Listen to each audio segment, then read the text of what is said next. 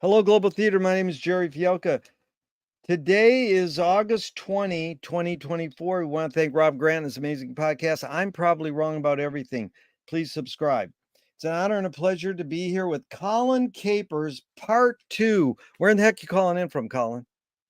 I am in downtown Bar Harbor, Maine. How cool is that? Um, Pretty cool. so we covered a lot in Part One, and I want to thank you. It was just amazing. One And thank you question for having me back, Jerry. Oh man, it's amazing. One thing I left off. Are you more afraid of new ideas or more afraid of old ideas?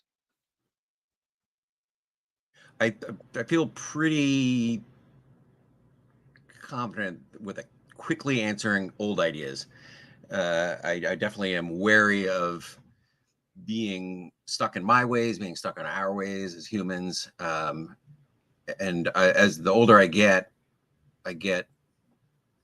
really suspicious of story because of that. You know, many people talk about like we are humans, we're storytellers, but the stories we tell, I think, frequently can trap us in ideas that we need to re-examine. So yeah, I think old ideas frighten me more. The idea that we can't move past them, It's or funny that we because can't always tell yeah, what is a good one and what's a bad one. Yeah. it's amazing, Colin, because you're so well versed in acting, theater, film, music.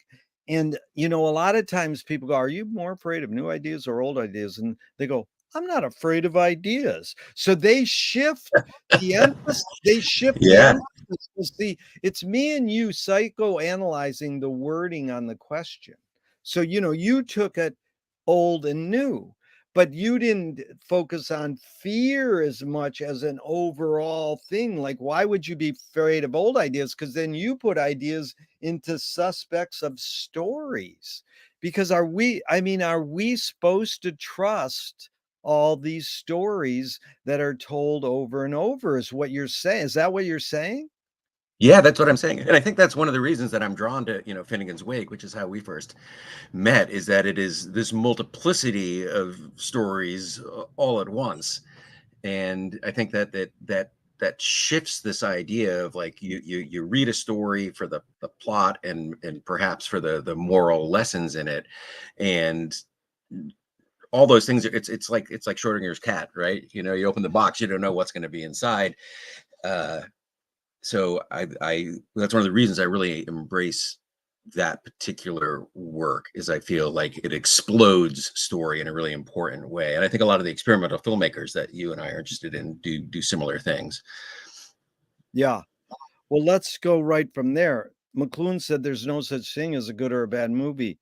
It's a good or a bad viewing experience.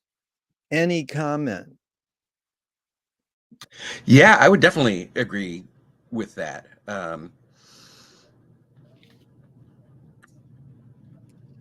It's a matter of what you are taking into it, what your expectations are. Uh, Yeah, I mean, there are movies that it's really easy to say that's a bad movie, and I have probably been guilty. I know I've been guilty of saying, "Oh, that's a terrible movie," but the right time, the right place, with the right understanding. I mean, also we got to respect. I think people have put their hearts and time and money into these things, and I think it's sort of incumbent upon us as viewers to at least try to understand where they're coming from, why they're doing this, why this was an important thing for them. Yeah. Uh, yeah. Because even it's Oscar Wilde or somebody witty like that said, even bad poetry comes from sincere feelings. Absolutely. Yeah, that's a great quote. Yeah. Well, we did the Peter Greenaway, but if me and you were starting the Ann Arbor Film Festival 63 years ago with George Manupelli, would you want it to be more inclusive or exclusive? Keep in mind, it shows a fraction of animations and documentaries, but it's mainly experimental films. Chick Strand, when I talked to her about this, she was starting Canyon Cinema at the same time in San Francisco with Bruce Bailey. And she says, well, we were trying to recreate our 11-cent movie going experience by showing a newsreel, a cartoon, and then experimental film. Brackage came along and says, no, don't show that other stuff. Just show experimental films. So should we be more inclusive or more exclusive? I would err on the side of inclusivity there, I think. Uh, and to return to the question that we were just talking about too, how you frame things. If you present, if you present like a Betty Boop cartoon with Cab Calloway to somebody as an experimental film, they're going to view it differently than if you present it as here's the animated short before the quote unquote real movie, right? Yeah. Dude, that's amazing because that's the one of the genres I put when I give them an example. I says, why should we show all experimental films? Why don't you show a Betty Boop, a Hitchcock, and then an experimental film? Yeah. And that's funny because what's the services and disservices of marginalizing experimental film? So Jackson Pollock was on the cover of Life magazine in 49. Regular folks could start developing an aesthetic on experimental painting. There were no Bruce Conner or Maya Deren Life magazine covers. So it's generally privileged, I call them rich art kids, who develop an avant-garde aesthetic and dominate experimental film. Any comment? Yeah, especially in terms of the disservice and service. I feel it's really difficult for people to get a sense of what is on offer in the smorgasbord of global cinema history. Yeah. We're presented most of the time with very limited view. I think that the internet has helped change this in some ways. I mean, with the printed press, people were only really allowed, most journalists, to review films that were already being played in the region that they were writing for. So how do you alert people to the fact that there are other options and create an audience for that? If people have a very limited knowledge of what is on offer, yes, they're going to gravitate to the more limited options within that. And I think Jonathan Rosenbaum, critic from Chicago, who wrote for the Chicago Reader for many years, as being somebody who really, in sort of my formative years, opened up my eyes to a lot of what was out there and not being shown in places. And being in Chicago, where there's always been a really rich variety of stuff on view, thanks to places like Facets Films out there, Facet Cinematheque. But he really pushed the reader to allow him to review stuff that was not on view in Chicago, and sort of change that sense of a critic can tell an audience about things that are not readily available to them, and give them the urge and the desire to seek those things out that are not just the things that are there for picking off the low branches. Do you know Jonathan? Because it's funny, I just sent him an invite to be at my podcast and he didn't Awesome. respond. He's probably too busy, but do you know him personally? I do not know him personally, no, and I know Yeah, he's retired, so I'm not yeah, sure, and I really miss his presence yeah. in global cinema discourse. But There's yeah, another. Why did you go to school in Chicago? I didn't know. I went to school here in Maine. Oh, because there's another experimental film critic in Chicago who I've interviewed, Fred. I can't think of his last name. You probably know, but he's really good and he's just really covered experimental film mainly for Sure. like 50 years. But yeah, let's go into taste for a second because this is a funny. I can insert it here. My friend says the three T's of music are technique, theory, and taste. So technique, you learn how to play it. Theory, you know the structure. How does one acquire taste? And that's for everything: film, literature, music. How do you acquire taste? So whiskey and cigars and Yeah, Colin, that's why I love you because you know what everybody says? Exposure, experience. But I mean, I know it was a little more poetic to say whiskey and cigars. I mean, there are so many things that we don't like the first time we experience them, Yeah, or we like something about, but we're not sure what it is. So growing up, I was my first real cinematic love was the Star Wars universe, yeah. which I look at now and I find it repellent. Yeah, I have a but Really? I Wow. was really fascinated. I wanted to be a pyrotechnics person. I loved So Star Wars came out in 77. I was 8. Read the book before it came out in the theater. Super excited. And I loved a lot of that kind of cinema. And then in 1981, so what, 4 years later, I saw my first foreign language film, and it was Fanny and Alexander by Ingmar Bergman. Wow, you started with And Bergman. I started with late Bergman, yeah. and That's amazing. and that's still one of my favorites, especially the longer, the 5.5 hour television version of that is just stunning. Um, and it it blew me away. I thought, this, I did not know that you could do this with film based on the films I'd seen. But I felt uncomfortable. There's a scene early on where the one of the drunk uncles takes all the kids into the stairway and blows out a candle by farting on it. And that made me deeply uncomfortable. And so I left the film and I went back and I saw it again the next night because I was like, I got to figure out, like there's an itch there I want to scratch. What is it? And like, why did I feel so intense about that thing, which is, it's a human bodily function. Yes, it's being used in a Yeah. humorous way. And so, yeah, that very much like my first taste of whiskey. It was like something repellent, but something there. And for me, that's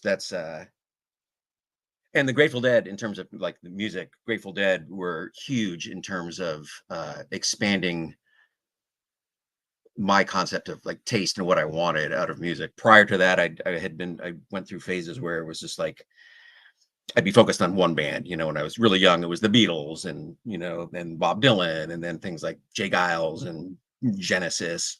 And then I got in a Dead phase, and then I discovered Hot Tuna because they did some of the same old traditional songs. But the Dead gave me that openness to suddenly start embracing, starting to listen to like African music and Indian music, and coming out of them, it really sort of blew open. LSD also involved, not necessarily at the same time, but Yeah. blowing the doors of perception. Yeah, I think, I mean, we could talk forever too about this, how the sense of self fits in with those Yeah. ideas of taste, right? Like where do you see the self in the universe, and where do you see yourself in relation to the things you're listening to or watching? Yeah, that's good. Let me just go back because I might have misinterpreted, but I think you clarified it. When you said, how do you acquire taste? You said whiskey and cigars, and I thought you meant, oh, by drinking whiskey and smoking cigars, you you can find what you're into. But you were saying it differently. You were saying that when you try whiskey and it makes it it it feels you use the word repellent, you know, like Fanny and Alexander, whiskey and cigars, you were repellent. What are you actually saying, that you acquired taste by being exposed to something that you don't think you're gonna like? It's not that it is.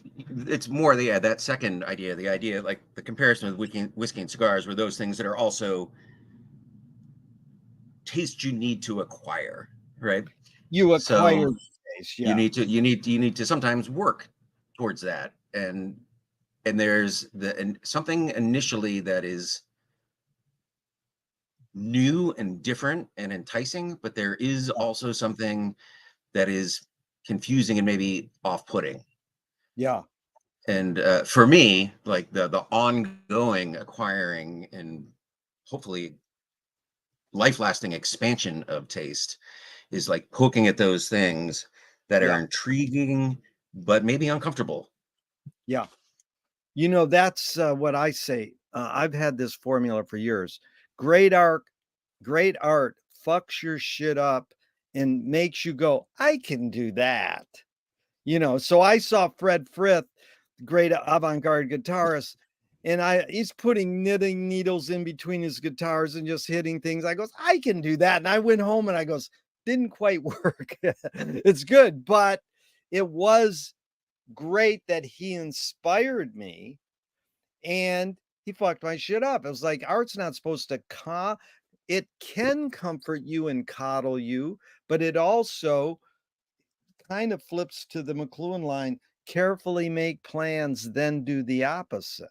Yes. Yeah. So I that's love that. hard to to find something new that's off-putting and then go, well, I need to investigate. Actually, you know who nailed it? George Clinton. What kind of music do you like? He says, the kind that pisses me off. And like, why don't I like this? I never heard that quote. That's good. Yeah. I mean, that was amazing when he said that. I was like, whoa, because you would think, oh no, I just want to hear the old doo-wop and the shit that I grew up on, and then expand on it. Did he say that pre-president, post, or while he was in I would office? Do you have a say sense? he said it. What I recall is, I did the longest interview with them ever, but that's not in that. You can go to my website, Laugh Tears, and read it. And we were there for 3 hours. It's an amazing interview. I always claim it's the longest one, but I don't know if it is. I was at a George Clinton concert once, taking a pee after 3 hours, and one of their sound guys was next to me, and I goes, how long are you gonna play? Like being a wimpy white dude, like you're not gonna last. Right. He goes, well, once we played for 6 hours. I only saw Clinton once. I saw him at it was a P-Funk show, Colby in Waterville, maybe 30 years ago. Yeah. It was about 3.5, I think, 3.5 hours. Yeah. No, but what it is he put out a book.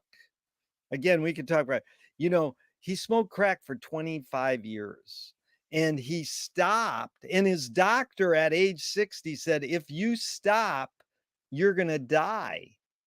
And that's what happened to Jerry Garcia and Bela Lugosi. They stopped heroin and they died.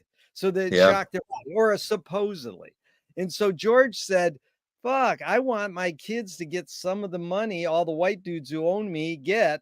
So I'm going to stop and kind of focus in on this. And he wrote his book. So I think his book came out 3 to 5 years ago. And when he did a book signing, I think he said it there. So that comment's only 3 to 5 years old, I think. Yeah. Awesome. But he's painting now and he's still playing. I don't know how he does it, but anyways, this is a question that follows. Can I say one more thing first? Is that your Fred Frith reference, the film Step Across the Border is a big film for me, and in that it shows him traveling all around the world and collaborating with everybody. He collaborates with other musicians. There's a piece in there where he's working the music around a Japanese man who's stomping on a leaf fire and he's using that as percussion or an alarm clock.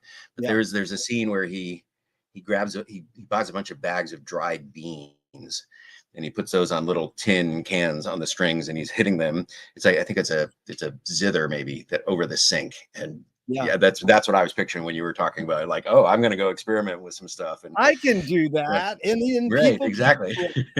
No, he's amazing. And I was one-on-one. I mean, at a lecture once, he eventually said, quit hassling me with Duchamp questions.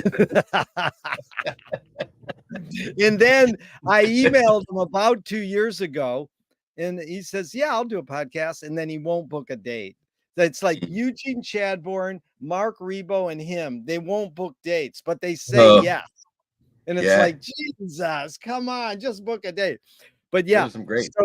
This is Michael Apted. I asked him 40 years ago, why do rock video editors feel so obliged to edit fast? Most people don't know Abel Gance invented rapid montage in 1922, but it flourished in the 80s with MTV to the point where Marty Scorsese cut his films faster because of MTV. So Michael Apted said, because we've learned to take in information faster. And I asked this question with a bias. Can we literally learn to take in information faster, or are we just brainwashed to believe we can? That's a fascinating question. My mind's going all over. Did you get to see the restoration, that most recent restoration of Napoleon on the West Coast? Did not. 7 or 8 years ago. You mean Abel Gance's Napoleon? Abel Gance's Napoleon. I mean, when it first came out in the 70s, I saw it, Yeah. but I haven't seen it since. I'm forgetting his name, but the historian David Tom Brownlow, Kevin Brownlow, who's been Kevin working on it Brownlow, for yeah, years, and it was tied up actually for a while because Coppola's father Carmen had done the score for like the 80s right, restoration. But yeah. Kevin Brownlow found a bunch more, and it played in, I think, San Francisco maybe 10 years ago. And I thought about coming out, but somebody I know at the Museum of Modern Art swore that we would bring it out here, and then that never happened. But Yeah. yeah, Abel Gance, yeah, and his amazing editing in that film and La Rue and many others. Um, do you mind repeating the? So can Yeah, we? yeah, but it's interesting you brought up Abel Gance because I just Yeah. throw that Oh, you shit brought him out. up. Yeah. People don't listen. They just go for the question. That's fine because I Yeah. overwhelm them. But to think of what is Abel Gance thinking in 1922 when he invents rapid montage? Because people all blood they consider Vertov and Eisenstein that in those Russians the key inventors of montage. But I mean, Abel Gance, there's something in his sensibility to invent that flicker framing editing. So Hmm. the question is because this editing pace speeded up, over the years, especially in the 80s with MTV, can we and Michael Apted, who's a smart filmmaker, says, "Oh, we've learned to take in information faster." So can we literally learn to take in information faster? Yeah, I think the jury's out on that, and it's fascinating. So, do you know what Project Apted was working on around the time that you asked that? Project, what's the second word? Michael Apted, what he was working on, because Oh so no, no, he had just made a documentary on a Russian rock star. oh, So okay, that's saw him at a screening of that. yeah, And, so I always say 40 years ago because that's when MTV started. We could figure it out by figuring out what year he put that out. But yeah, yeah. I mean, yeah, then you think, I mean, he's made a lot of important films. I mean, 28 and Up is amazing series. Yeah, Well, I that's what I'm don't thinking. But part of that question is because he had feet in documentary film, and he had feet in I yeah, mean, he did a James Bond film, right? yep, So he understood that sort of fascinating, but his life project, and what Roger Ebert called one of the top 10 films of the last century, although it continued into this one, is the Up series, yeah, which is so much about the long term view. I mean, he yeah, is in each episode condensing um, a lot. And, for folks who don't know, the Up series followed a group of people in the UK from the time that they were 7, and re-interviewed them every 7 years. The last one, I think, was 63 Up, and now Michael Apted is dead. yeah, I do have hopes. It seems unlikely that his long-term collaborator and editor might take over the series, yeah. because it would be interesting to have one. But yeah, I think the jury's really out on the effects of fast editing on the human brain and what we can maintain and not. And of course, it's different from individual to individual. Yeah. Um, yeah, but that's a very curious area for. But you're I'm saying the fascinated. jury's are out that we can take in information faster or we can't? I think that the jury's out that I don't think we know. I think Oh, probably some we people. don't know. I see. We Yeah, don't know because that's yeah, Craig Baldwin says we invented yeah, Evelyn Wood speed reading. right. So we really the hidden question is, Colin, is it literally possible to multitask? I think it depends on the individual. I mean, we all have different brains. Our brains are wired differently, and Yeah. I think that it is the speed reading is a good example. Yeah, you can speed read and you can pick up a lot of stuff, but that technique is geared towards picking up certain sorts of things. So there are other things that you are missing. So to go back to Finnegan's Wake, so we do, a page a month, and that's one way of reading it. You could speed read Finnegan's Wake. That's another way of reading it, and you're going to get different things, right? Um, and you may, in fact, be missing things that you would get as a speed reader if you're a page at a time reader. So I think it's not. I guess I would say it's not really for me a question of can we learn, can we adapt, can we come to terms with the increasing speed of information, which is, I guess, where I'm taking that. But it's a matter of what are the trade-offs if we do. Right. You know, I think we need to be able to move modally between different ways. Yeah. The trade-off is what I usually get. People go, well, yeah, you can take it information. They usually also say women can multitask a little better than men, but we take in information and then we go, okay, I can, well, I used to say we would smoke a joint and listen records and do our homework. And now kids are on 5 different platforms doing their homework and, whatever else. And So while they're on Ritalin as well. that's right. I was gonna say gummies and Ritalin and Right. whatever else. But, Jean-Luc Godard told Michael Moore when Fahrenheit 9/11 came out, this film was gonna help Bush get elected. Now, it didn't get Bush elected per se, but it galvanized pro-Bushers. So with this slew of political docs we've had over the last 30, 40 years, do they more activate people or more pacify people?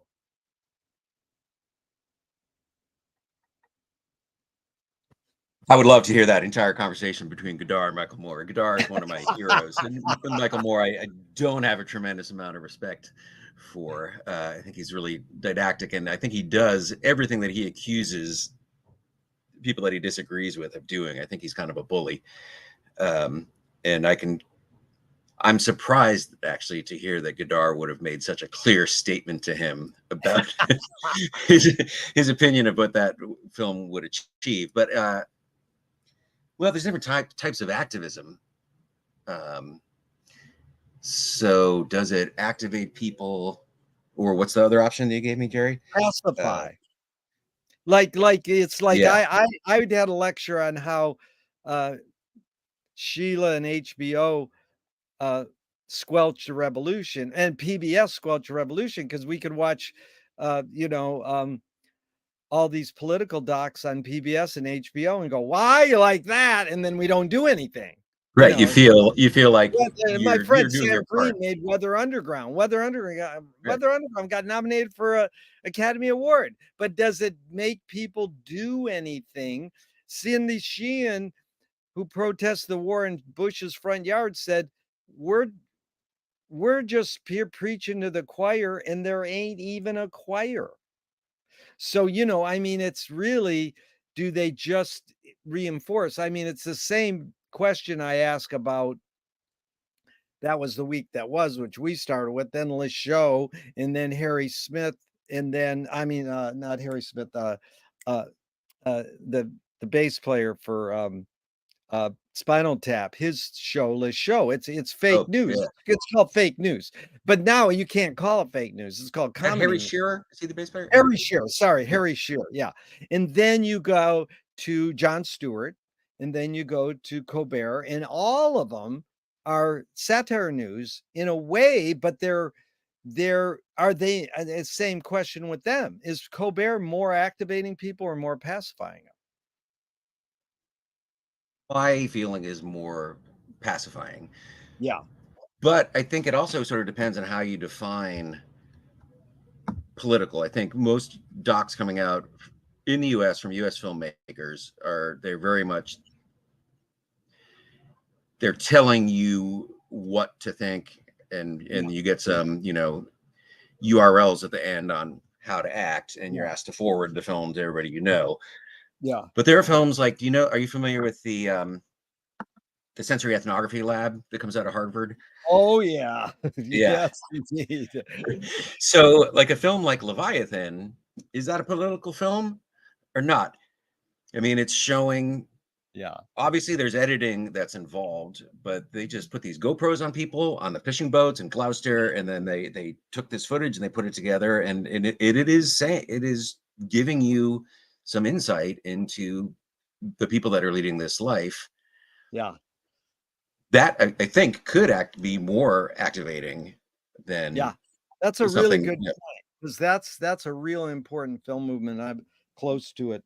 Uh, we saw those in Ann Arbor, and Yeah, one yeah, yeah, thing, yeah, of course. they do really sophisticated audio editing, or they do They audio do. editing. It doesn't know, you don't know that, but I Right. mean, when you're watching it, you're sort of in, but that's all right. But it's also that Oppenheimer kid, that was mind blowing too, because to the point where Herzog and Errol Morris goes, "Could we put our names on your film?" But The this Art of Killing. Yeah, Joshua The Oppenheimer. Art of Yeah. Killing, exactly. But here's, like, when they asked Gilo Pontecarvo, who made Battle of Algiers, "What does your film do to people?" And he goes, "Teaches them how to make a film." Now, Yes. the Bush's cronies used it as a training film, and the Black Panthers used it as a training film. I interviewed John Else with all these same questions, who made Day After Trinity, the real Hmm. Oppenheimer doc. He says the bad guys used it and the good guys used it.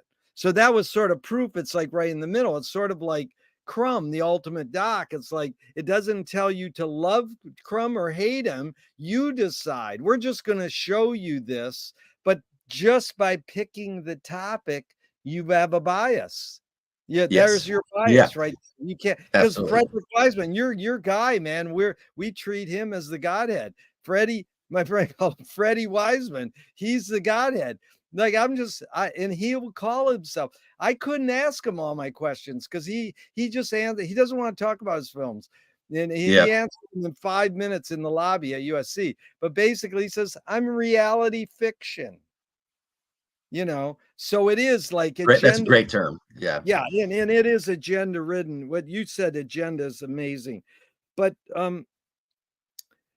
we go to docs for a long time, but let's move on. What was the motive of the cave artist? Your guess or hunch? And again, you don't have to reference Herzog, because he made a great cave art doc, but it is like your guess or hunch, Galen, because you've studied the creative process in so many art forms. What do you think these people who were kind of inventing it, what they weren't calling it art? The Balinese have no word for art. They do everything as well as they can. Or did they? Who Hmm. knows? Yeah, I've thought a lot about the cave art thing, and actually, my first thought is not to Herzog, although he definitely is in there. And I unfortunately have been not had the opportunity to see that film in 3D as I would love to. Um, but I have been to Lascaux. Um, Two. There's now Lascaux in France. The original caves are no longer visible. They made Lascaux Two, which took like a decade for local artists to recreate all the inks and make the majority of a recreation cave visible. Now there's like a digitally done Lascaux 4. Lascaux 3 is the traveling one. Um, but I go to George Bataille, who wrote um, about the caves, decades ago, and I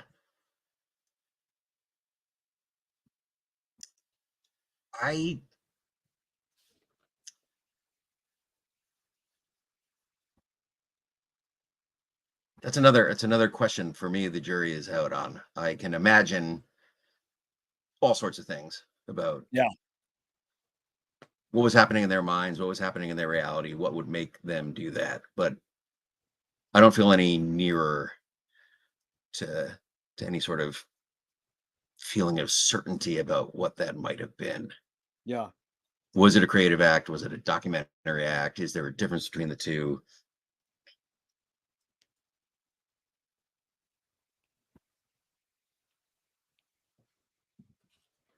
Yeah, I don't know if I can go further on that one right now. That's good. Thanks for the I, I question, though. also, I also, Colin, I want to compliment you, because part one, there were very many moments where you would just think in silence. And if you read my podcast notes, I say silence is okay. But Mhm. the format, the interview format, the protocol is if I ask you a question, you answer it. People don't want any space in between. If you're observing or listening, or I'm waiting. Like I cherish those moments more than anything. And you were so good at it. You would literally, and are you still there? If either of us freeze, people think their picture froze up or something. And it's because I just learned this Pascal quote about the only way to save humanity is to be able to sit in a room in silence. Like, and it's like, that is Beautiful. hard. And I also love the fact that you are articulate and concise, but you're willing to go, I can't answer that, or I don't know, or I'm just going to leave it. And that's fine. Okay. The next I question watched, is, you mentioned Stephen Colbert a minute ago, yeah, and I want to give a shout out to he did a really lovely interview last week with Nick Cave, I got to um, see that. and so on YouTube you can find the Yeah. full unedited. It's like Yeah. 22-minute long interview, Yeah. and the way that he gives Nick space. You know, Nick has experienced many Yeah. tragedies, including the death of two of his sons over the past several years, and it's a beautiful interview in that Yeah. the way that Colbert gives him space, and the way that Nick also takes that space. Yeah. And see, that's what I really appreciate. I've shown all the Nick Cave docs over the years. I've never liked them, but that's where you're back to your thing. If something repels me, that's why, like, I hate the Doors. You can't hate the Doors if you live in Venice. It's illegal. Yeah, But it's that's not that I hate them. I just like, okay, already. But I've shown every Doors doc, and I've studied it all the history, and John Densmore said, yes, I'll do an interview with you, and then he won't book a date. So blah, blah, blah. But that's what I like is when somebody I respect says, oh, you should check this out. Then I will go do that. It helps me. What's more important, conviction or compromise?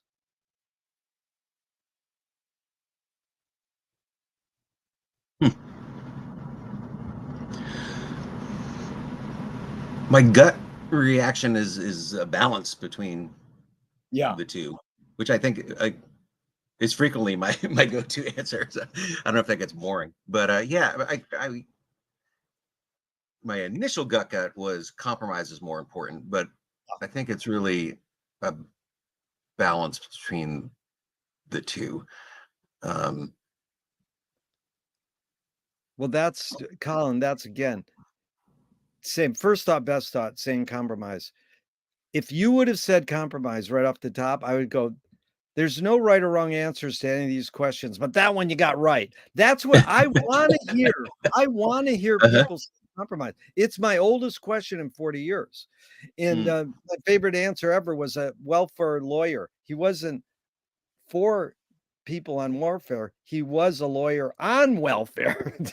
And I Mm. says, what's more important, conviction or compromise? He goes, depends on what you mean by important.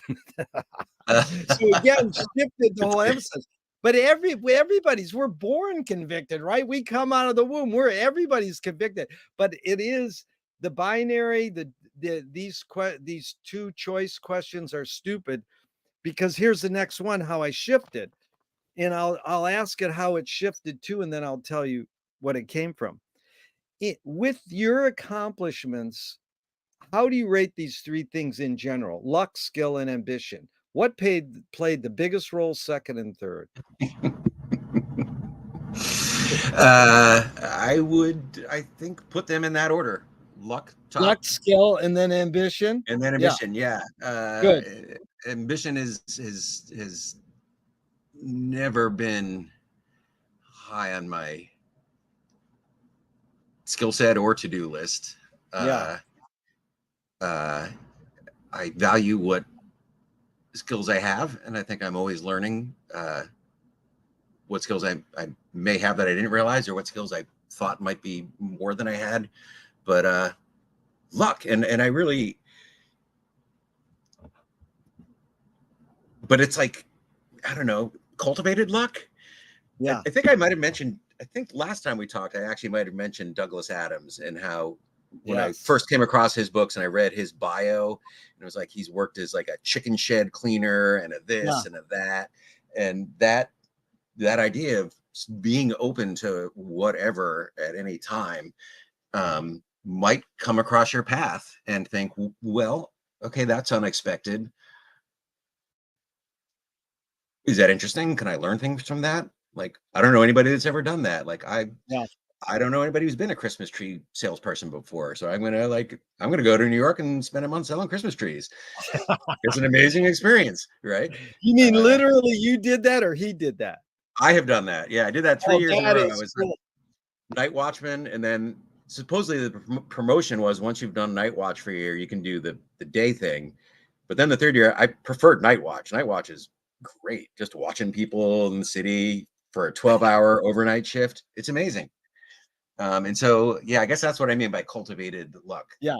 Like, people then get like, if you are somebody who responds to random requests like that, Yeah. you are then are in more situations where more random requests will come your way, right?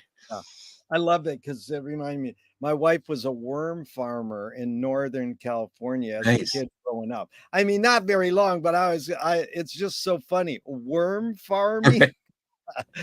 That's where Tom Waits' favorite uncle was in Gridley near Chico, in fact. But what you said Was that the about main industry there? Worm farming in Chico? no, it's actually growing like pecans and nut farming, and it's a lot of immigrants were picking, working in the fields, and his uncle was this amazing community guy who took in everybody and helped them, and he was a peace activist. Hmm. It's an amazing guy, Chalmer Johnson. He's not the Chalmer Johnson that's known. He's got the same name as another peace activist. Huh. But the thing you said about luck is amazing. I love it because one is, Colin, I have to put the three choices in order. And people, it's kind of like, well, yeah, luck, skill, and ambition, because people don't want to say skill first because it sounds too bragatory. It says that's all right. But it's easy to just go, yeah, luck, skill, and ambition, the order you put it in, because I have to put them in through some order. I can't just like, but the way the question was originally was my second oldest question was, is ambition based more on fear or joy? Now, what do you think most people said when I asked it that way?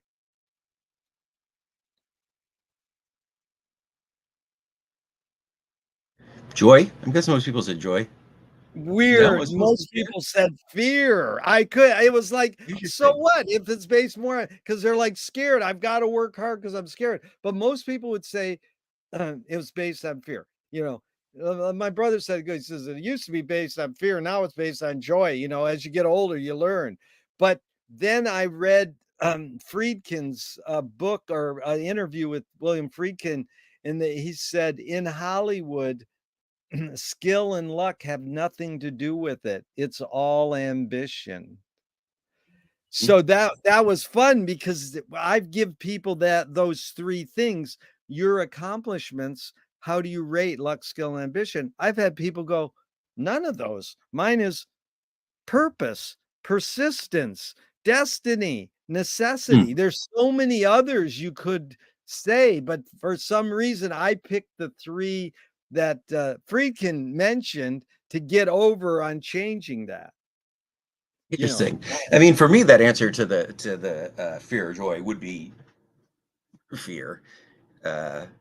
Oh, you would, But if I asked you personally, is ambition based yeah, more?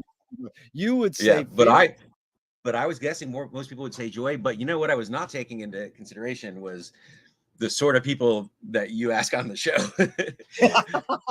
I think your the people you would be interested in interviewing, it makes sense that they would pick fear. But Yeah. if you were to like do a general survey, I wonder if Yeah. joy might be. Well, Yeah. no, that's interesting because I don't pick over 40 years, the people you're referring to. First 20 years were just people on the street and Mm. normal Yep. people. And I still interview normal people. If you have any friends that go, dude, this guy wants to interview you for 90 minutes. Are you willing to talk for 90 minutes? That's the only requirement. They don't have to have any accomplishments like, oh, I've got a book or I'm a teacher of this or that, you know.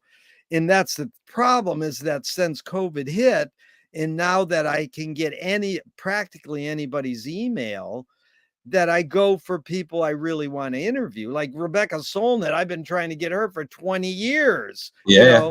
and she's almost said yes, but she's too busy. So, there's a lot of people, but I really cherish when I just talk to someone who's like, well, I'm just a normal old person. I don't, and they're sometimes shy, like, well, I don't want to talk about myself. I was like, okay, well, anyways, here's the next one. My mother told me after watching this first interview that she would be terrified to be interviewed by you. Really, your mom did? Yeah. Tell your mom this is good, because when I asked my mom, can I interview you? She goes, yeah, but everything I say today, I might change and say differently tomorrow. I goes, that's okay. See, that's what people think. I'm holding it to them. And because it's recorded live and goes up right away, sometimes people write back and go, oh, can you edit that out? Interesting. Yeah, like Yeah. if people mention they went to AA, I've had people go, you can't have that in there. I goes, okay, it's going in the archives. I don't edit. If you want to edit it out, you can. But Yeah. then that's not available. I mean, in general, it's not available. Okay, next one is loyalty based on reason? I'm glad you're laughing.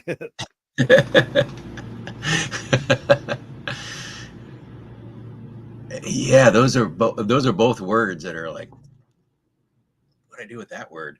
And then you Yeah. combine them. Loyalty based on reason. Uh,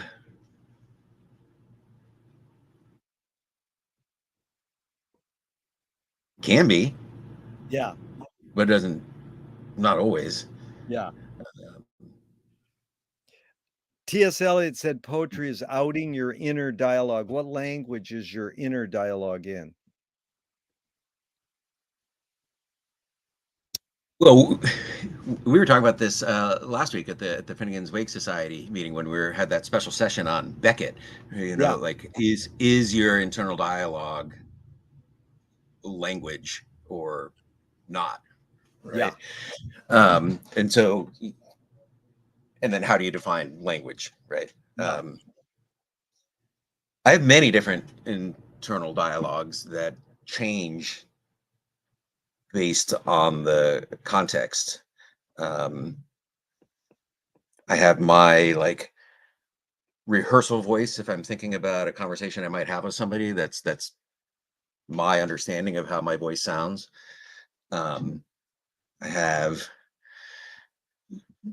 depending on when I'm reading things, if I have heard that author talk, I might sometimes slip unconsciously or consciously into that author's voice. Those are mostly in English, although I, in recent years, have been able to sometimes slip into French interior dialogue. But there's also stuff that happens that's more just image based, which is its own sort of language. So I guess for me, it's a smorgasbord. Yeah, no, you answered it well, Colin, because people go, English. I go, well, no, I mean, kind of metaphorically, what form is your inner consciousness in? And they go, TV shows or my mother complaining or whatever, that's my inner dialogue.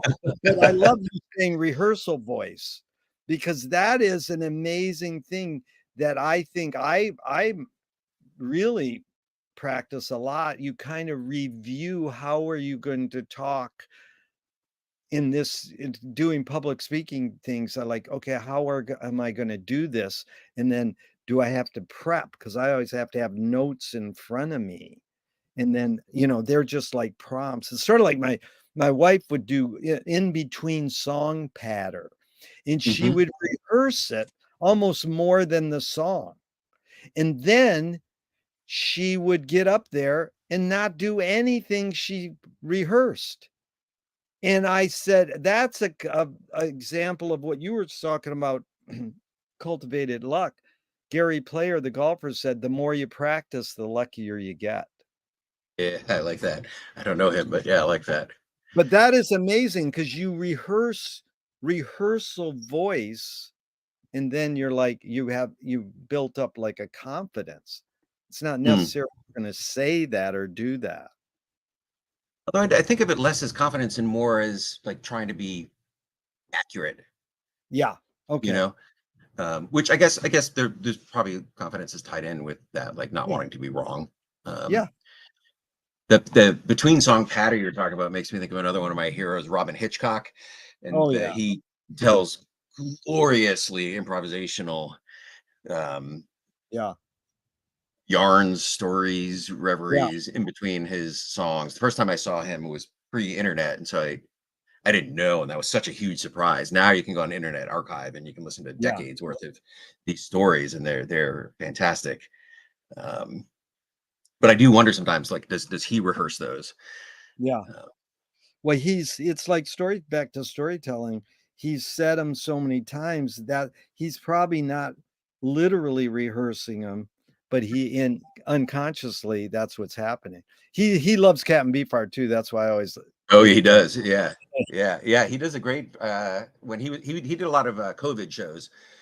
He was doing this weekly. He and his partner Emma Swift were doing Sweet Home Quarantine, and those every week I caught those shows. They helped get me through the pandemic. But he did a couple. He does a really nice version of what is it? Something eyed beans from Venus. big-eyed beans from Big Venus. eyed beans from Venus. Yeah, I got to see some of when I was in Paris not long before our last conversation in March at the Palais Tokyo. I think it was at the Palais Tokyo. They had five really large Don Van Vliet paintings Yeah. that I had not seen his work in person before, except for a few small pieces. And it was really nice to turn the corner and see these donations that had happened since the last time I'd been there. And his paintings, just yeah, stunning. Captain Beefheart music painting. He is definitely Amazing. missed. I was lucky. He called me 52 times in 1991, once a week in the middle of the night. And it was an amazing experience. You know, I have a notebook because I couldn't and I didn't tape them. So I'm laying in bed and I would take notes. So I have the Beefheart telephone log, but I've lost over Oh the years. no! And Oh, that's sad. I put it in a box once and it says, this box has an important Beefheart book. Do not, and the box got turned. It's been I'm doing this big project on archiving in the, it's probably where we should jump into archiving, but let's go on because I kind of want to get into Joyce. And I just wanted to make sure. Am I pronouncing his name properly? Is it? I've never been sure. Is it Van Vliet or Van Vliet? Don Van I say Don Van Vliet. Yeah. Don Van Vliet. Okay, that's what I thought. Yeah, All but right. I don't know. Yeah, it's all that. It's like Benjamin. Well, Walter Right. Benjamin's pronounced by Laurie Anderson Benjamin. So it's like, okay, well, she said it that way. So, Right. and it's like, yeah. Absolutely. But I like Captain Beefheart. He calls Cecil Taylor. Oh, interesting. Sisal. Well, you'll love this Beefheart one. My friend was talking to, or my friend's friend was talking to Don Van Vliet about authors. And he goes, what do you think of Joyce? Because he liked Nabokov and he liked Philip Larkin. And, Don likes some heavy literature. Go, what do you Yeah. think of Joyce? And Don goes, Joyce who? Nice. that naivety, I Yeah. think, I think Sun Ra, Captain Beefheart, and a couple others is a natural naivety. Mm. It's not like me hearing John Lurie and the Lounge Lizards and go, well, I can fake avant-garde jazz too, and they did. They go, we can do this. And then they Hmm. realize there's something going on. So, I mean, however you get there, it's fine. But I think to it's a bias I have. I just think they have, like I said to Don on the phone once, I says, so I heard you're having an art show in New York in the fall. And he goes, what's the fall? It's the name of a rock group. What do you mean? Right. He's like, Come on, you but don't know the fall? I didn't. Oh, yeah. I'm sorry to do this. I might have told you this one. When Don was at towards the end of his life, and Frank was at the end of his life, they both watched a Big Bang documentary on PBS. You know, not together, but in their homes, and they were talking about it. And Frank goes, Don, what do you think came before the Big Bang? And Don went, the big.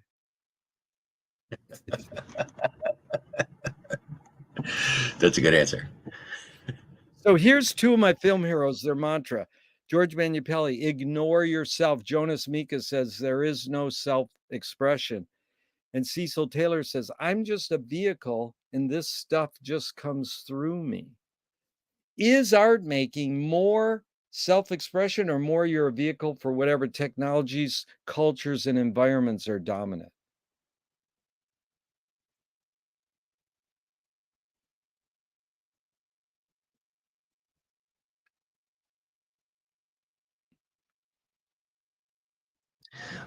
I lean towards the second.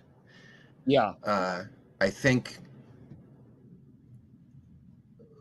for all art, that's going to be the case. I think there are some artists who subscribe to that first school that then also have a range of how aware they are that's going to be tempered by the second group of things.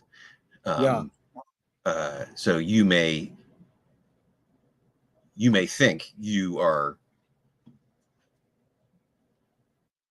work is about self-expression, but what is your sense of what that self is, right? And I think there are artists, and I would put myself in this category, who are fully committed to trying to understand that second group of things. And there may be some level of self-expression there, but it's about the process and the understanding, well, what are the inputs that I don't understand, and through the process trying to come to figure that out. I mean, the process I use when I'm making video work is very recursive, and I'll have some ideas and I'll start working with them in the video editing software, and then I quickly lose the things that I had planned, partly because that was just an initial structure to like get the system going. But then also I discover things by chance. I'm a big fan of the whole chance operations, and everybody who has talked about that Cajun idea and the different things that people do with that, that I have some idea in my mind, but through chance operations, through trying to use software in ways that it's not meant to be, and breaking technology, coming up with images that are just as much a surprise to me as they're going to be to you, who has like no sense of the genesis of those things. And then I embrace those and follow those in different directions. So it's a continual jettisoning of my goals in terms of discovering new things, which are all those things that you were talking about. I think they're technology, they're society, they're the external. Yeah. Really good, Colin, because the next question is, can art making be egoless? It's an amazing question. Yeah, I think about that a lot, and I strive for that. I don't know. Making be egoless. Listen, that's amazing, because most people say no. And then a woman about a year ago goes, great art is egoless. And then a woman after that said, great art has to be egoless. And how does this universality? You go to Joyce asking, and that question. I always say, Joyce sat in Paris, listened to shortwave radio, and wrote it all down. Have you ever seen that book, How Joyce Wrote Finnegan's Wake? That's all people do in wake groups. How did he do Right. this? Yeah, Like, yeah, yeah. he goes, I didn't do this. So people sitting at the coffee house did. I just had Beckett write it all down for me. Right. But we know he had a huge ego, or in the terms of what the word ego is. That's the other thing. Ego. I asked some big Hollywood movie director this once, and I says, "Can I make him be egoless?" He goes, "That's beyond my pay grade." And Uh, then later in the discussion, he addressed it because we know this. I just want to go back though. It's funny because just music wise, here's the examples I give of the vehicle situation. You're a vehicle for this, or you're the muse, or whatever you want to call that. James Brown's drummer. How'd you become the architect of funk drumming? I lived in Ohio. On this side of my house was a train track, and on this side was a factory. Boom, tsk, boom, tsk, I mean, hello, Ginger Baker. Where'd you get your drum sound from? I was in London when they were bombing. Boom, boom, boom, boom, boom, boom. But this was the guy from Negative Land said, I got one for you. Missy Elliott, where'd you learn how to sing? She said, car alarms. uh, Now, everybody goes to church, right. Just think you learn how to sing from car alarms. I mean, hello. But this is Well, Lamont Young said that his two biggest influences were the wind blowing through the chinks of his cabin in Idaho and the nearby step-down transformer. And I think you can oh definitely hear my that in his God. work. The step down transformer. Yeah. I know you're into Lamont. That is amazing. Yeah. The wind. That's also Ben Sidran asked Sun Ra, you worked with Fletcher Henderson. Did he have an influence on you? And Sun Ra goes, no, the birds and the crickets influenced me. And that's what Eric Dolphy listened to. He listened Uh-huh. to the crickets in East LA, you know. That's, crickets. Those crickets have a very particular sound, the East LA crickets. I don't know, but I mean, It's that's where he it's was the raised. smog. The smog does something to them, right? Gives them like a special croak. But I wanted to go into this because the next question we're going to get into after this is perception reality.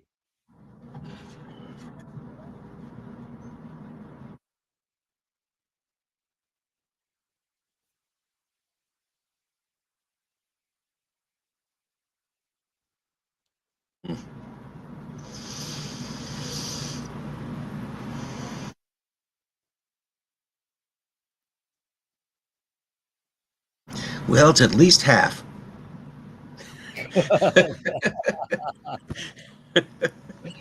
You ever seen the fake? There's a couple movies I really want you to see besides Gloria for future podcasts because I hope we can do more parts. Yeah. Have you ever seen Uso Justo? USTO? It's a fake experimental film. It was Bruce Connor's favorite film. Look it up on YouTube. And Okay. it's about Colin Miller. I says, his perception reality? He goes, that's all you got. It is all you got. Yeah. Because, it really is. It's partly reality. It's like Lily Tomlin said, reality is just a collective hunch. I like that. I mean, perception is an amazing thing. But the I other think film, I think yeah, maybe like the other I think the other so I said it's at least half. I think the other half, and it might not be 50-50, but yeah, is the awareness that your perception might be wrong. yeah, Right. And I that's think that ties back into your question earlier about uh, mm, conviction. Yeah, like conviction and it's important. It's compromise. yeah, yeah. It's important to at all times be like, well, this seems likely, or this seems nothing I've ever experienced leads me to believe otherwise, but could be wrong. It's an amazing comment because the other half is the awareness you may be wrong. So even though I'm perceiving this as this, let me, ponder it. I think I asked you, one of my favorites was, uh, I don't know what I think until and I think you said, ponder it, research it, and then ponder it some more. Mm. That was so good. It's really I got it before I forget. The other film you got to see is Subconscious Password. It's an 8-minute literature animation from Canadian. You will freak out. It's so much up your Nice. alley, our alley. You'll like, what the fuck? How did this guy make this film about us? So that was Nice. good. Now, McLuhan probed Finnegan's Wake saying, artists dream awake. So everybody has the ability to create scenarios in the middle of the night and dream. But artists, and not to sound elitist, artists can also kind of dream awake. So have you, has dreams played a role in your creative process? Yeah, hugely. Yeah. And in terms of, I when you mentioned a moment ago about the pondering, in terms of I may be wrong, I think it's also important to sometimes to acknowledge I may be wrong, but pondering is not the right way to try to apprehend if I am, like the the the lack of pondering sometimes, the giving up, right? And Wow. so for me, that's really important in dream work is uh I'm sometimes able to do some lucid dreaming, and other times I very consciously want to like let the dreams go. And this is Yeah. both when I'm asleep and when I'm awake. Um, that the ability to recall sleeping dreams and to allow the waking mind to go to similar states is very important for me in my work and also how I approach other people's work. I was lucky enough to in the spring get to see the massive Mark Rothko exhibition that was happening in Paris. Biggest exhibition of his work since I think the 90s. And in general, when I'm in a museum, I get in that sort of state. But being in so many rooms of these massive Rothko paintings, that ability to like sort of easily move into I'm dreaming into this space that this artist has created. Um, and he was, I think, because of this experience, the one that jumped to mind when you were talking about the in art being egoless and sort of struggling with thinking of his work in that context and not having a clue about that. But yeah, dream work super important Yeah. to be able But to it's access. it's funny you said that because for years I would say the purpose of dreams is to dream. It's not to analyze them. But now Mhm. my wife's been keeping a dream journal, and she will always wake up and say about this dream or that dream. And I think it's healthy she's keeping a journal. It's healthy for her. And I like that you referred that you almost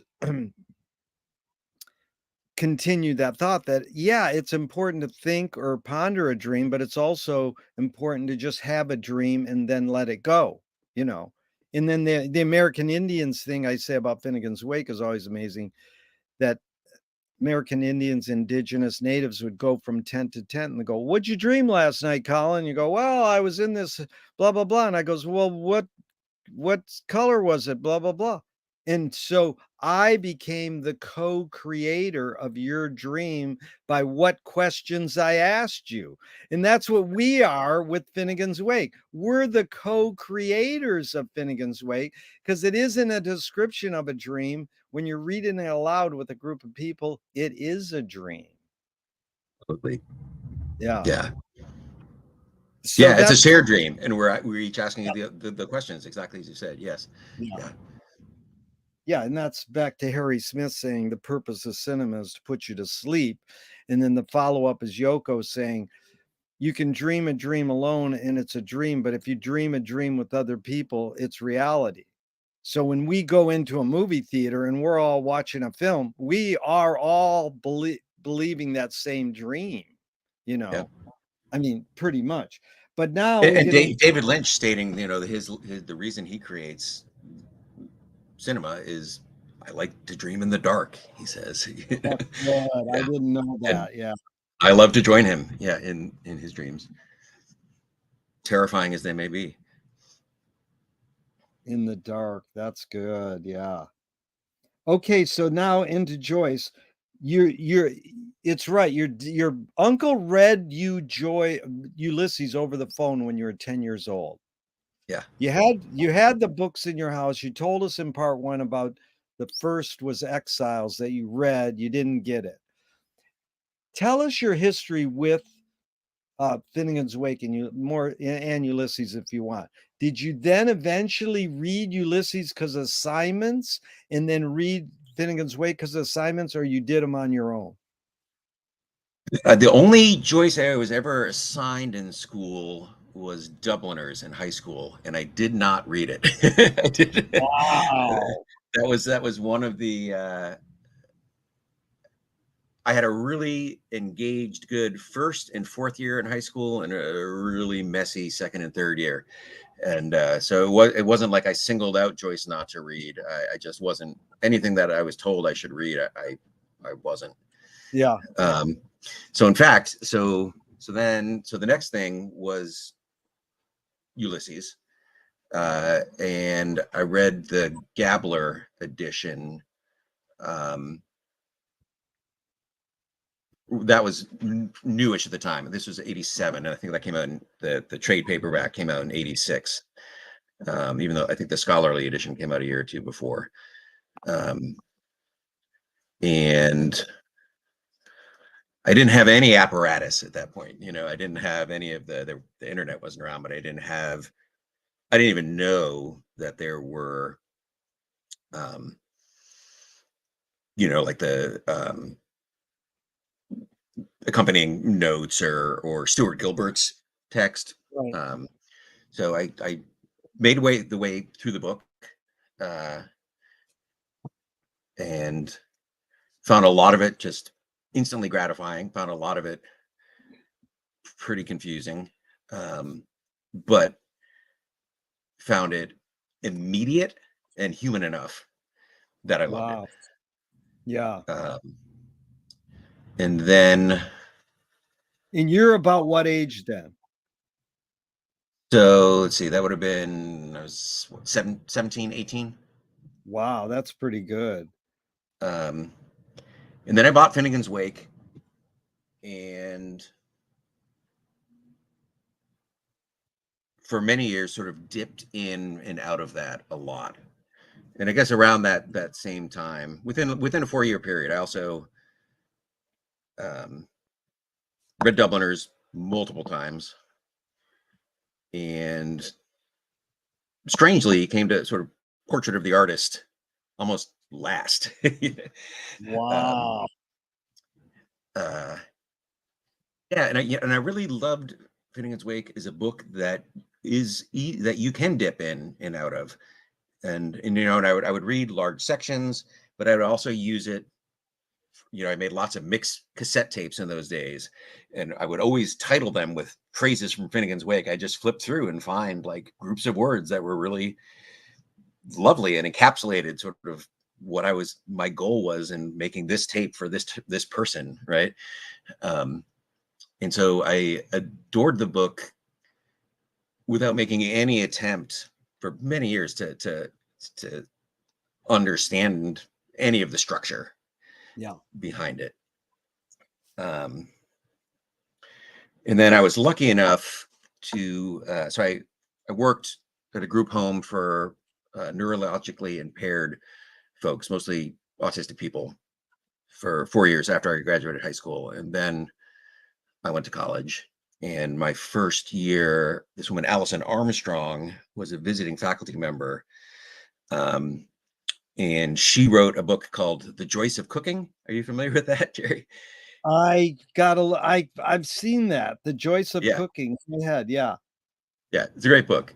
And she knew Fritz Sen, and she knew a lot of these Yeah. folks, and she did an Irish Studies course, and through the sort of self through what I had done in Joy Studies on my own, I was able to hone a little bit in her class, and then she helped me get to Ireland in the fall of or in the summer of 1992 to go to the Joyce Symposium at Trinity College.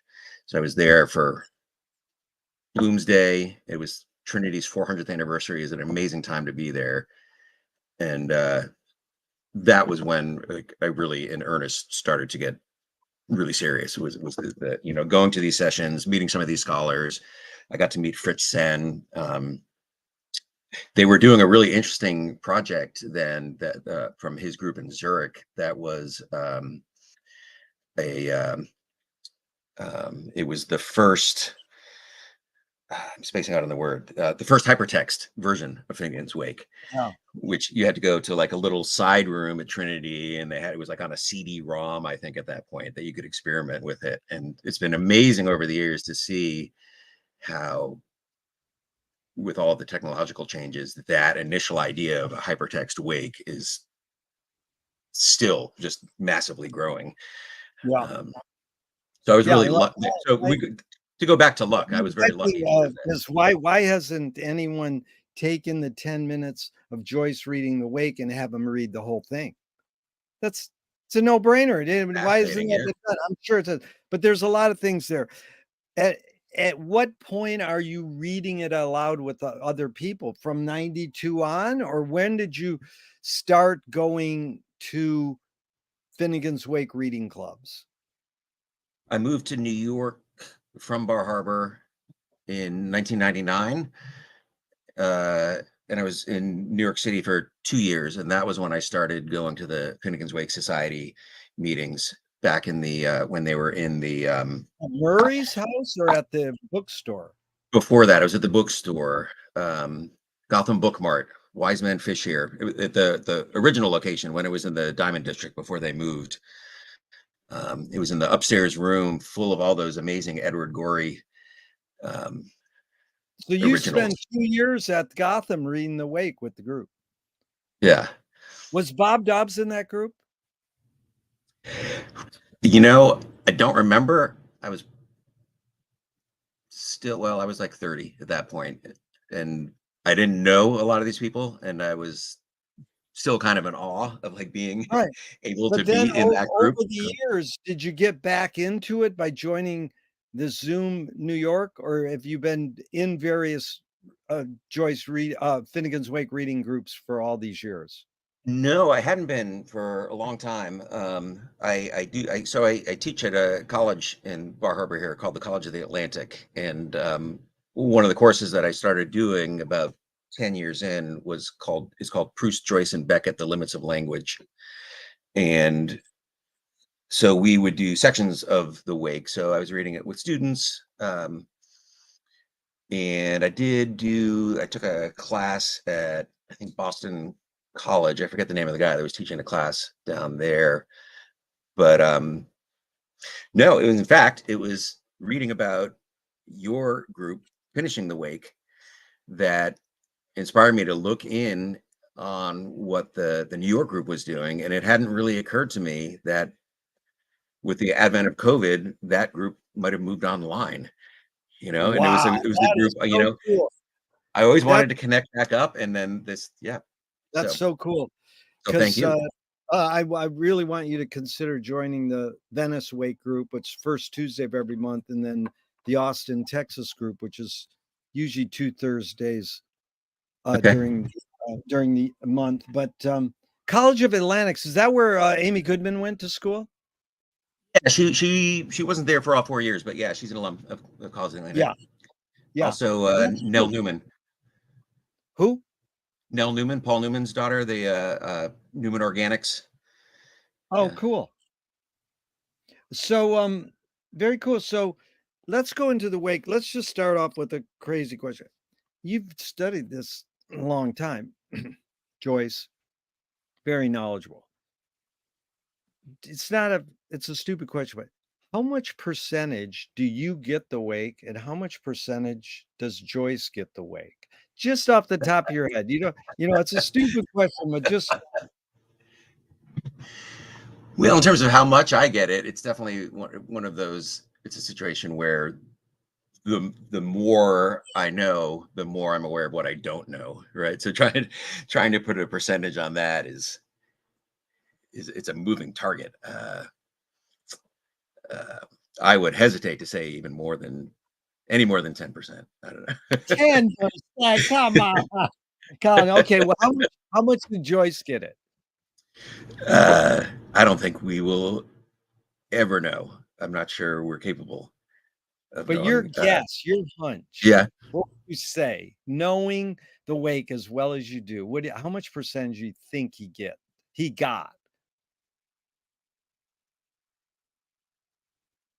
Well, I guess that brings up questions of knowing, right? It came from his brain. Like it's so in some sense, he knew all of it. You do Although, think you would give him 100%er? I would say in some sense, but you look at the different proofs of it, and he was going blind, Yeah, and even looking at the proofs of Ulysses, like he was never really sure. He was making changes all the time, and is that a matter of forgetfulness, or is that a matter of revising? We don't know that. yeah. So yeah, it would be fascinating to have him come to a reading group and Oh, see, yeah. like what if he would say you're spot on there or you're wrong there or oh I didn't know that. Oh, he'd be creaming his jeans. Did you see It, what the other group you should come to is, I'm gonna give him 75%. give him 75? I love that revision. You're saying him, because I would give Yeah. you 75, 80% because just that anybody who reads the wake is getting it 80% because they're reading it with a group of people out loud. So, Fair point. anyways, uh, when we read J.D. Vance in the wake about 2 weeks ago, it was like, come on, he would just be loving it. I mean, it wasn't exactly, but it was VANCE. I do recommend the other group is Sweeney's. It's every Tuesday at 11 a.m. Pacific time for Okay. 90 minutes. And it's just 1 hour of reading the wake, then kind of casual talk. So it's I see. really the best group I've ever been in because this 1 or 2 page thing is ridiculous in the long run. I Yeah. didn't change since I got hooked on Sweeney's Way, I didn't change ours to that, but it is Hmm. really great. In the fact that they're a Joyce tourist trap, and these people walk in and they go, "Hey, you want to read some Joyce?" And they're reading on Zoom worldwide, and they don't know what they're doing. The problem with Finnegan's Wake reading clubs is we all know why we're there. We had this Great point. woman from Mississippi. She had never read The Wake, and we were freaking out how great she was reading because she had that Love it. sort of gothic storytelling sound, and it was like, whoa. So it is an amazing thing. Now, So I missed. There was a session of the New York group. I think it was in February where they did a like speed reading. They did like 14 pages in one session instead of one. Were that's you at similar. that? I Yeah, I missed don't that think meeting. I was there. I missed that, but that is what we do about 8 pages in Sweeney's, and it's amazing. It's just but here's Milan Kundera, Unbearable Likeness of Being. This is why I love writing because the character that I'm writing about can go further than I can. Hmm. That sounds romantic and poetic, but Joyce put words on a paper. The characters went farther. Explain that phenomenon. I mean, it sounds like, yeah, right. You're just being mystical. The characters I'm writing about can go further than I can. I mean, I see how it might apply to your world, like you're saying. I'm just random sometimes, and I take that randomness and I harness it. But you're still have conscious. There's one other quote I'll put in there just so you can flush this idea out. Steve Martin quotes David Mamet all the time. Art Mhm. is a product of the unconscious mind. Come on, these people are conscious. They know, yeah, you're tapping, and it's back to you're tapping into the muse or the vehicle. But how do you suss this out? I'd be curious to know when Mamet said that, because I think his feelings about creation have changed somewhat over the years as his sort of political leanings have Yeah, changed. I'd be curious yeah, if he still believes that. Um, Kundera, that's an interesting quote in that, he increasingly in later work would inject himself in there and have conversations with his characters in the yeah. book. And that seems to me to almost show the impossibility of his claim that the characters are doing things beyond, like, to have the author on the page interacting with them makes it seem like a closed system, I think. But isn't um that what Joyce does? He interjects himself and he says, "Oh, dear reader." And he's giving, like someone told me T.S. Eliot wrote either four quartets or one of those. And the poem itself is the instruction manual how to read the poem. And I mean, that's what the wake is in a way. It's instructing you how. Is that what Kundero's doing or different? no, I think there's an element of that. I see Yeah. it. I say something similar to students actually in talking about film. I think a lot of the films that I think are most effective are films that teach you how to watch them. And one of my favorite examples of that is Bellatar's Satan Tango, 7 hours and 20 minutes long. It uses time in very different ways than other films do. And the first shot, I think it's 12 minutes long, of just cows wandering across a field. He's showing you, this is how you watch this film. I am bringing you into the time of this, which is not the time most of you are probably used to experiencing when you watch film. Yeah. And so I think a lot of great films really, yeah, they teach you how to watch them. I've been less conscious of that, actually, I think, in literature. And Joyce is, of course, like with Ulysses, he's pulling the rug out from under you all the time. Just as you figured out how to read a chapter, he goes and does something totally different in the next Yeah. chapter, and you gotta reteach yourself. Um,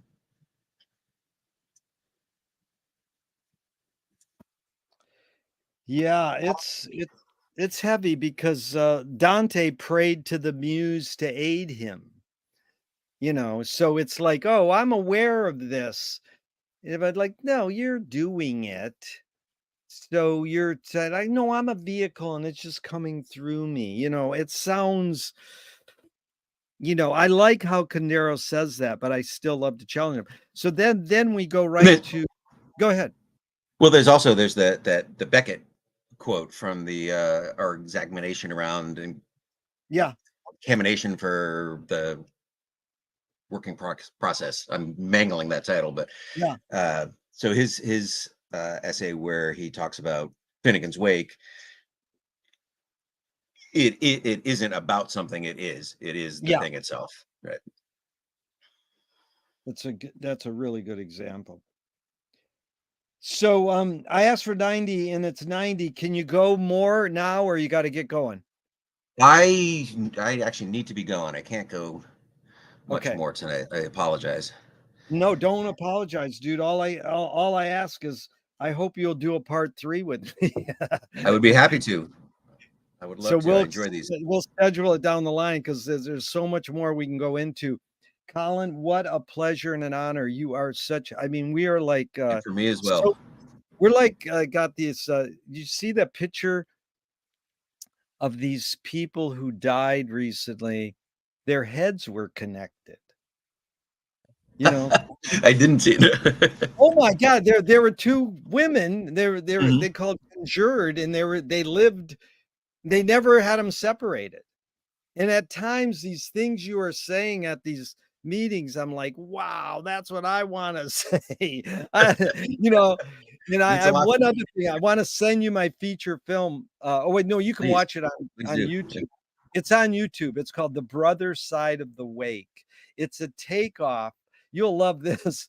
I have It's read about yeah. Yeah, it's a takeoff on The Other Side of the Wind. Yes, And Orson Welles.